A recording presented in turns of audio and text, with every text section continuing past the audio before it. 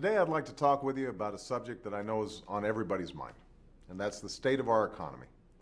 Yes, so what reform will do is help level the playing field by making sure all of our lenders, not just community banks, are subject to tough oversight. You'll no longer be subject to all kinds of hidden fees and penalties, or the predatory practices of unscrupulous lenders.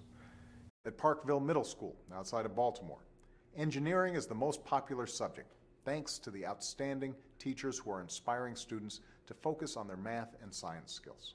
In law, clearing the way for our Treasury Department, working together with Mexico to freeze their assets and subject them to sanctions. It is also currently the subject of a wide range of lawsuits. Before we begin the subject of today's gathering, I want to say a few words about an important milestone that we've reached in Iraq. African American and Latino students are lagging behind white classmates in one subject after another.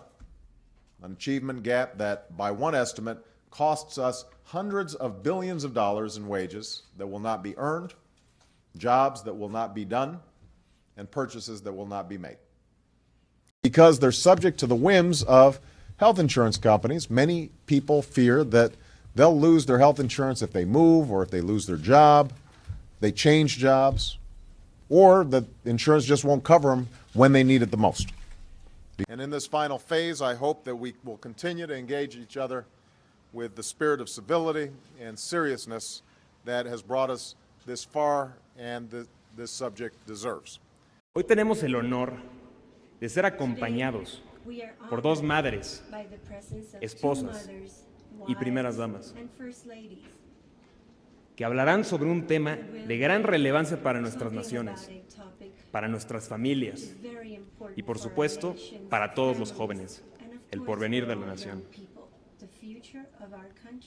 And if you turn on cable news, you might run into folks with some strong feelings and also some misleading claims about the view of my administration on the subject.